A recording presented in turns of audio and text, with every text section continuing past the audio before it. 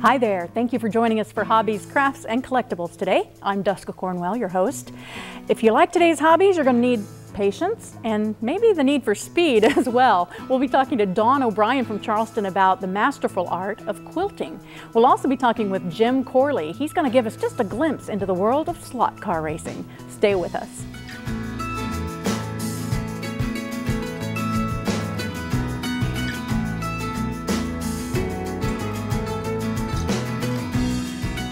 It is my pleasure to welcome Dawn O'Brien from Charleston to our studio today. Dawn, thank you for coming. Well, thank you for asking me. What a great, I'm so excited. I love quilting. I love the textures and the colors, and what I love especially is that there's a handmade touch to every quilt.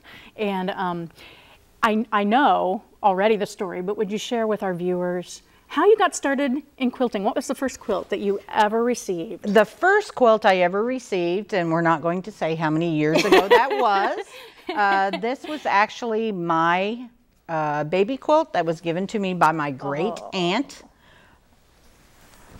And my mother kept it in a cedar chest for all these years.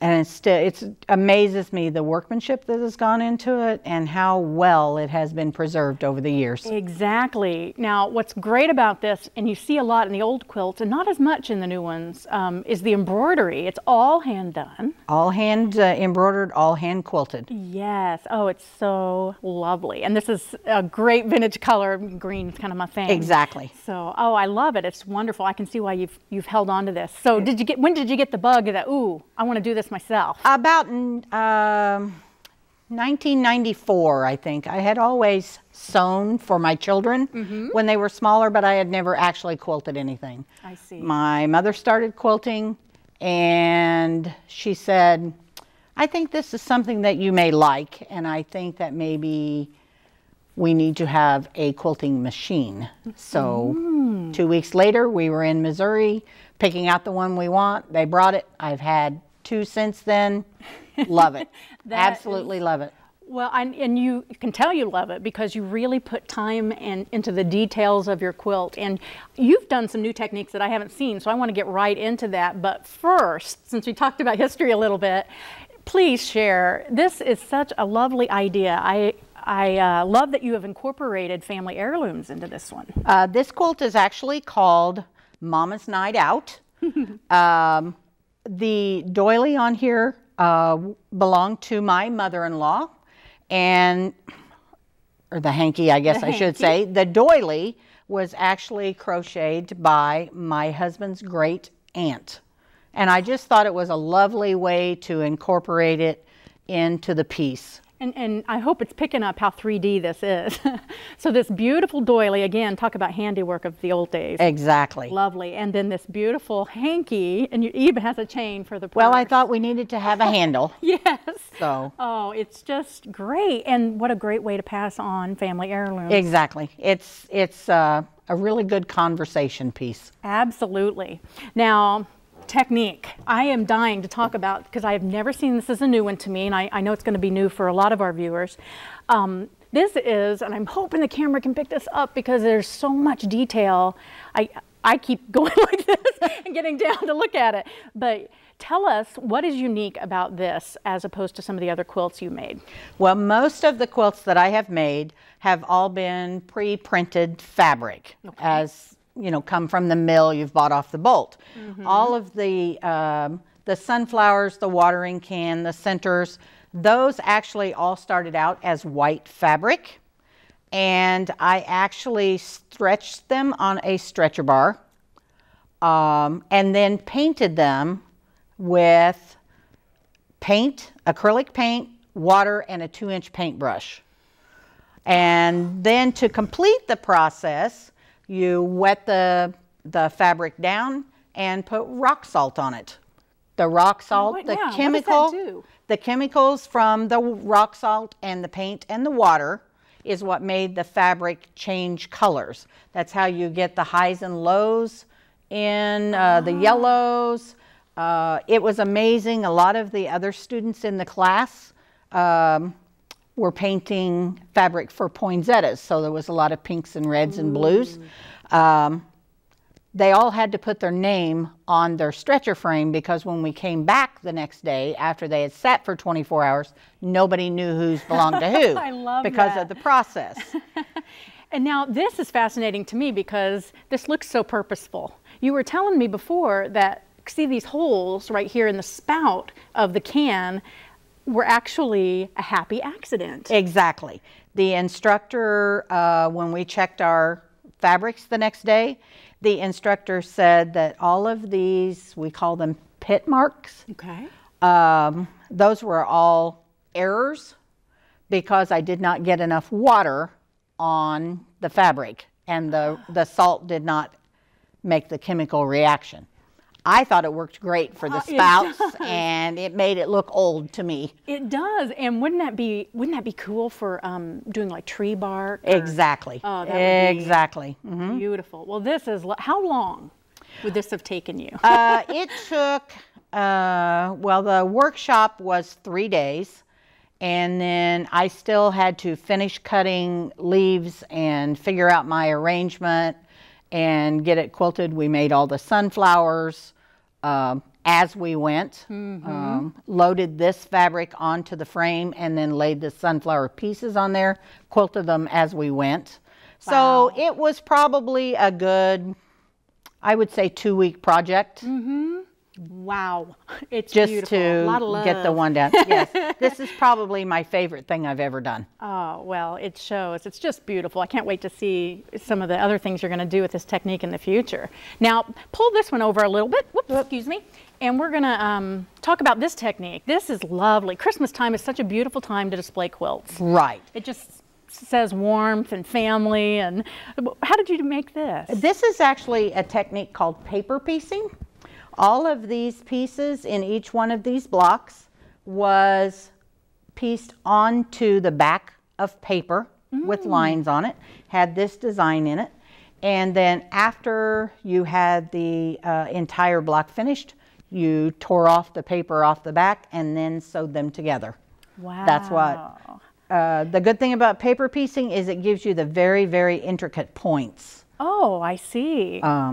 That makes sense. And I always love this one because it looks like you're looking through your living room window. It does. It really does. And I love that fabric. What a great fabric to use for making a tree, because it has little pine cones, right into the fabric. Exactly. So it just brings it out. Oh, I love that. You can do so many interesting things with fabric. Sure. This lovely quilt covering our desktop is done with batik fabric. Now explain what a batik fabric is. A batik fabric is hand dyed. A lot of your larger fabric companies make these. The great thing about batik fabric is it does not ravel. So you don't have the strings and that kind of stuff, and it actually kind of sticks together. So when you're piecing things with batik fabric, they kind of go together a little more easily. And you get that great variegation of color in a batik fabric. The way they've dyed it is just, I've always been a fan of that. You see a lot of this in India and some of the Asian countries. Exactly, yes. A lot of fabric companies come from Indonesia, Japan. Oh, yeah, very nice. It's a. Now, we have this beautiful centerpiece. As soon as I saw it, I knew it had to be the centerpiece of the set. Explain this to us, because these are tiny little squares. Right. This is what's called a Bargello quilt. I have no idea where that name came from, but you actually sew the fabric together in strips and then cut the strips different in widths and then put the lengths together. And you're actually shifting the fabric one section at a time. So yeah, it's one of those processes that once you get started on it, it goes pretty quick. But you also don't want to be bothered when you're doing it. I can imagine. I can imagine. No distractions. No distractions. Exactly. Well, that is gorgeous, and I especially love the end of it, how it's got a slant to it. That's I think it kind of goes with the quilt. It does. It would not have looked the same if it would have been straight. I agree, totally. And what I love about quilting, it's such a great hobby for especially young women to get into, to express themselves. I love bright colors. This one behind me, I love that quilt. Just the bright pinks, the bright blues.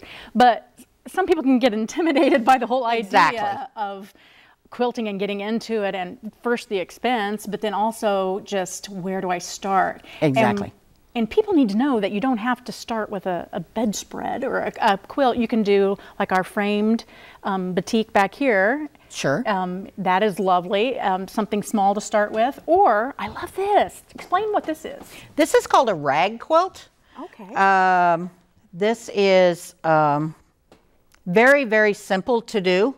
You just need a square for the back, a square for the front, and a piece of batting in the middle.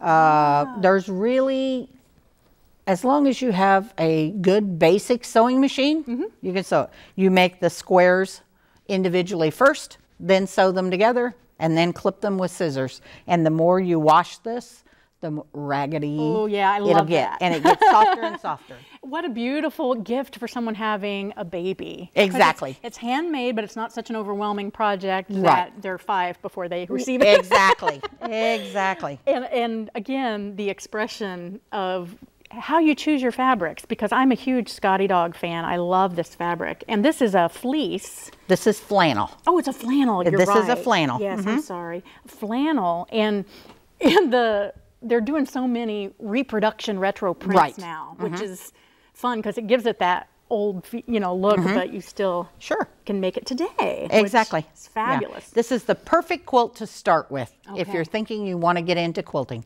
this is the perfect thing to do. Awesome. And now there are all kinds of websites and online stores and such that you can go to, and there's some great local shops as well. Exactly. Where people can take workshops and learn more about quilting. So what would you say to a young girl who's thinking, maybe I might get into this? I would. Boys? Or boys, yeah. This is a great kids project too.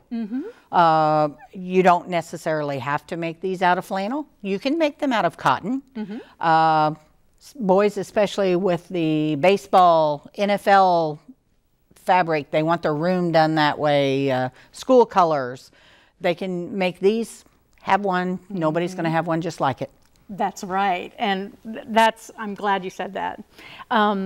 Thank you so much, Dawn. This is such a beautiful, it really is an artwork. It's an artwork, and you do a masterful job at it. We appreciate you bringing your work down and giving us some loads of ideas about new techniques and some old ones as well. Good. Well, thank you. Thank you so much. You're welcome.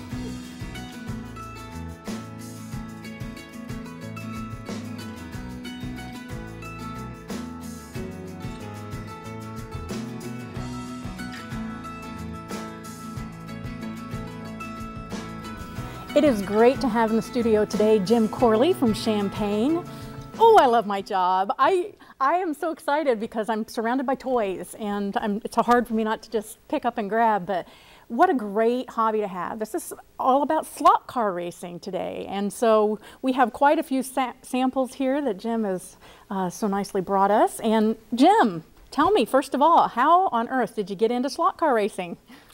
Well, my brothers and I did slot car racing in our attic when we were kids, and we raced the HO cars. Now I recognize these.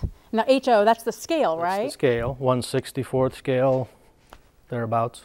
Gotcha. And we just had a blast with it, and later on, many, many years later, I had to buy a Christmas present for my own son. And I remembered how much fun I had with HO slot cars, so I bought him an HO track set. I see. And then we discovered the larger scales, so the HO went away real quickly.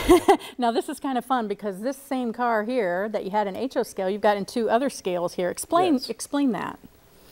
Well, this is 1/32 scale. This is the most popular scale right now. I see. As you can see, the detail is very, very good. Yeah. Almost die-cast quality. Come a long way. Even down to the driver in there. Yes. Yes. Very realistic. And now this one. That's a 1/24 scale. I see. That is also pretty popular, but not near as popular as the 132nd. Gotcha. And also, you can see the detail is very nice on those. Yes, very nice. Now, are they all as detailed as this? You can buy them that don't have a lot of detail. That's so the little kids or beginners won't break off the lenses and the mirrors and that sort of thing. Sure. So yes, you can buy them without a lot of detail, but what really re-emerged or got the hobby to re-emerge is the fact that the cars are so nicely detailed and they look so nice. You know, it just really that's what caught my attention. I happened to be in a hobby store and I thought, I saw a car very similar to that, and so I said to myself, they're making die cast in that scale now. And then I talked to the guy a little bit and he said, that's a slot car. So really, you know, that's when I got hooked. Yeah, the big kid in you came out, didn't it? Yes. Well, that's awesome. I'm seeing such a wide array, and I think that's what I'm discovering about this hobby that I love, is that you can start small. You can customize, you can paint your own models. We've got an example of that here. You can buy them as, do you call these blanks, or what do you call these? Plain white kits. Just plain white kits. What we call them. Okay. And you can do whatever you want to with it.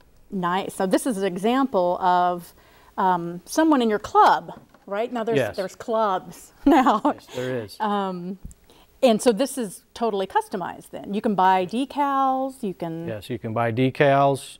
Can you paint your own too? You can spray paint them. You can airbrush them. There are places online that custom make decals, or there's kits that you can buy that you can create your own decals. Awesome. So I think that particular car is a combination of both. I see. Now I'm going to skip to the future here because you have this awesome custom one that I have to show, because you actually had an automobile place do a custom paint job with automobile paint on this one. Yes. Here, I'm going to hold this one so you can really see the detail. It's flaming. Look at that. Very nice. Now, are they all made out of the same material, or do you find different? Plastic, the whole car is made out of plastic, more or less. Some of them are made out of rosin, which is pretty much like plastic, but for the most part, everything you see here is plastic. I see. And you were telling me about a difference between slot car racing today and yesteryear. I can remember these things just flying off the track when they go around the corner. Now you have a little bit of a fail-safe, a little bit more anyway, for some of the modern cars. Tell us about that. I felt it as I picked it up. Yes. There are traction magnets down here. I see. They're adjustable. The closer they are to the track, the stronger they are. So if you make it a little bit more challenging, you can tighten the screws and it won't be quite as stuck to the track. But because there's a finesse to it, isn't there, to learning how to race the cars around the track? Yes, very much so. Yeah, it's a hobby. You have to develop your skill. As a matter of fact, in this unit here that we'll talk about later, you can cut the speed down in half for beginners and children. Well, let's talk about it now, because I'm kind of excited about this. When I saw him bring out the stadium with all the little people you could put in it, again, the big kid in me kind of came out. But this is great. You can, and what I love about this, you can, again, have your own track. You can go to places, you can rent track, you can go as far as you want with this. But there are people who've actually gone a long way and set up their whole basements in this, or their garage in it. But explain the stadium. We're in the digital age now. You're trying to make it, I guess the goal of this sport would be, you're trying to make it as close to reality as possible. Absolutely. So on a smaller scale. Yes. Okay, so explain some of the Well, this is an example of digital slot cars, which means on a 2-lane track, you can actually race up to 6 cars at the same time. Okay. You have a crossing track, a passing track right there. If you hit an extra button on your controller, Okay. that opens up the passing lane. So theoretically, you could have all 6 cars in one lane, or you can go back and forth. As I said before, the cars will actually run out of gas. This is your fuel gauge. So you got to kind of keep an eye on that while you're racing. So what happens when, how do you know your car's about to run out of gas? Just like you would when you were running out of gas down. Starts sputtering, huh? So the cars will start sputtering, and as soon as that starts happening, it's a good idea to get in the pits. Not that I know what that's like. You know, in person, I would never run my car out of gas. Yes, I And would. this becomes your sorry. No. This becomes your fuel gauge. Okay. So you can fill the car up as much or as little as you want. If you only have a few laps left in the race, you don't want a full load of fuel because that'll physically slow the cars down, just like in real life. Gotcha. So. Oh, fun. Now, did you get a close-up of the stadium? Because I want to see some of these people. Some of the people have, oh, I see binoculars, maybe a little horn that you can, a camera. Great. And then you can see they're all removable here. So yeah, you can get as detailed as you want. We're going to show some pictures on the screen of just that. These are awesome because there are whole rooms devoted to this, and some of it really, from just the photo, it almost looks real. You cannot tell that there aren't a couple cars racing through a mountainous area or what have you. Just incredible detail. What's the most elaborate setup that you've seen while doing this? Oh gosh, I've heard of people, and I've seen pictures of they'll do a scale model version of, say, the track at Indy or the track at Le Mans.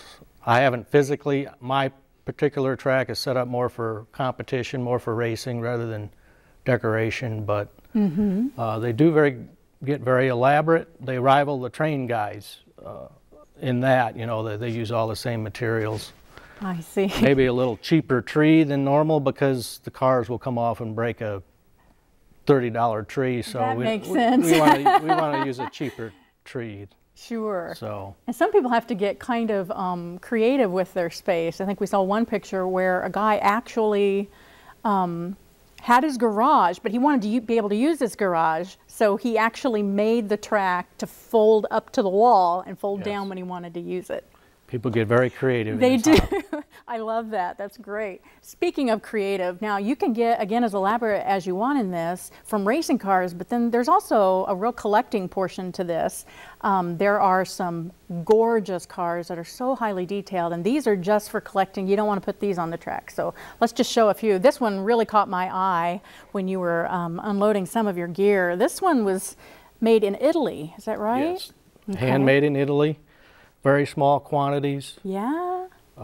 Highly detailed, as you can see. Yeah. And just very exquisite detail. Yeah. And it's a good running car too. Yeah. But most people don't want to race them. Gotcha. This is the kind you put on the shelf, Shelf and queen, we admire. call them. Yes, absolutely. And we have some more collector cars too that I wanted to get out and show. What about this one? What can you tell us about the reality, I guess, how realistic this one looks? Well, that's a Dale Earnhardt car who was very popular up until the time of his death. And it just kind of shows that this industry keeps up with what's going on. This was put out soon after his death, I believe. And, you know, it's just like die cast or anything else. The collectability of it is very, very, very high. Yeah, that one, I wish you could all see the detail up close of that. It's just really nice. And this one too. This is a classic. I like this one a lot. What kind of car would this be? I believe that's a Maserati from early Formula One days. Gotcha. I have so many cars in my collection, I can't, just by looking at it, I can't tell. But yeah, I love it. It's the kind of car you had to wear a hat and goggles with. Yes, very dangerous back then. Absolutely. So you have, do you have one in your own home? I actually have two. Okay. I have a digital set and an analog set. Okay. A lot of the old timers like myself kind of prefer the analog because that's what we remember. You know, we have 4 lanes as opposed to 2. But with the analog, you can hop up the cars, you can put hop-up motors in them, change the tires, put silicone tires as opposed to the stock rubber. So there's a few more things you can do with the analog as opposed to the digital. If you put a hop-up motor in a digital car, for example, you can burn out the digital electronics. Gotcha. So now speak to, as we're ending here, the wide range of ages that enjoy this hobby, this craft, this collectible. Yeah, the manufacturer says 8 years old plus. Yeah. But younger kids get into it. In the manufacturers often come out with things such as this to get, actually it's to get the grown-ups an excuse to buy their kids. Right. So when a movie comes out that has automobiles in it, you're going to probably see one.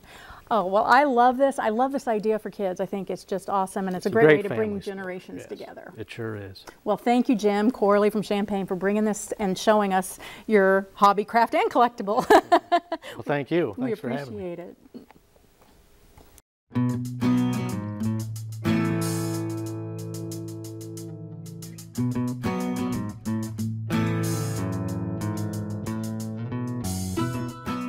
I hope you've enjoyed this edition of Hobbies, Crafts, and Collectibles. If you know someone we should talk to about their interest, please do contact us. We'd love to hear from you. We'll see you next time.